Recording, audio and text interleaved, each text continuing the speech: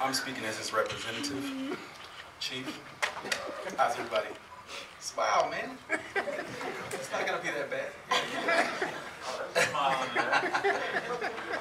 Facial hair is covered. Oh, is that what it is? All right.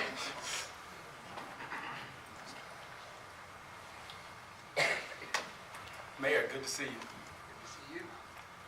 First, I would like to say how proud I am of the citizens of District 1 and the supporters who have come from other districts to support the moratorium and our fight for fairness and quality living standards.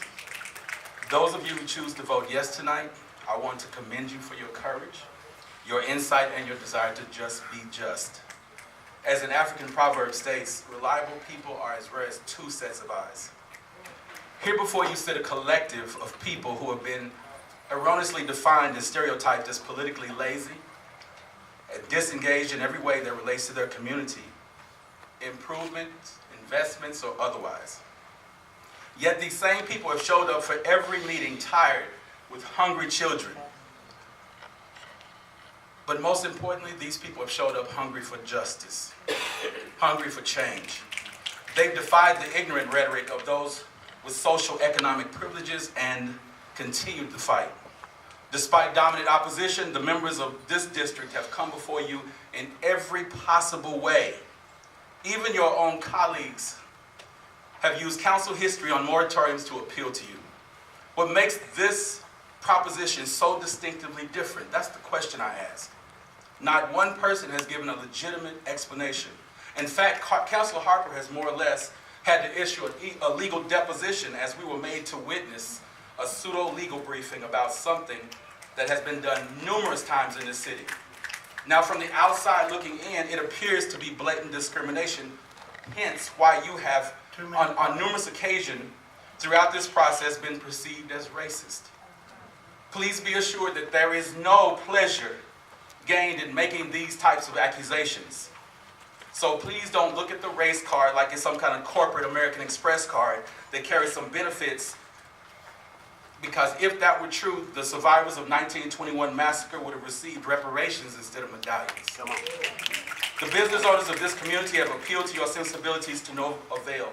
The citizens presented scientific data, including the data provided by the city, which turned into a shameful debate between city council members. Some citizens appealed using stats and long-term implications like dollar stores becoming liquor stores in an effort to appeal to the only thing that seems to be left, which is your humanity. When the appeal for your humanity fails, one is only left to assume the position as victims of socio-economic racism, especially when the material evidence is visually noted in the blatant, depressive condition of District 1 in comparison to all the other districts. I have concluded that we are being asked by the opposition, both here and in the audience, to voluntarily accept economic fear-mongering and hypothetical agitation as the truth, then respond to the illusion as if we are the victims of Stockholm Syndrome. As an avid historian, I like to reference history. In 2003, we went into Iraq because of purported biological weapons, and it turned out to be faulty rationale. When we listen to personal and legal opposition, we hear faulty rationale, because there's been no outcry from business developers or potential business developers. If they were, wouldn't you use them to dissolve some of this distress? Besides, why remain the benefactor of all of this madness? It makes no sense to me.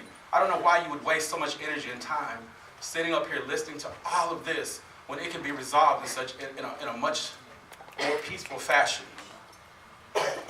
As I'm sure most of you are patriots of this nation, I would like to quote one of the founding fathers.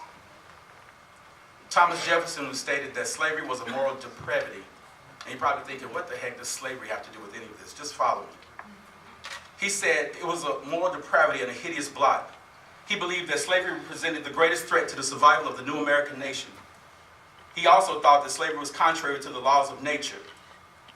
These were radical views in a world where unfree labor was the norm. It is now 2017 and we are still the benefactors of moral depravity. and the infestation of dollar stores in our community is a hideous blot. Your 5 minutes is up. Thank you.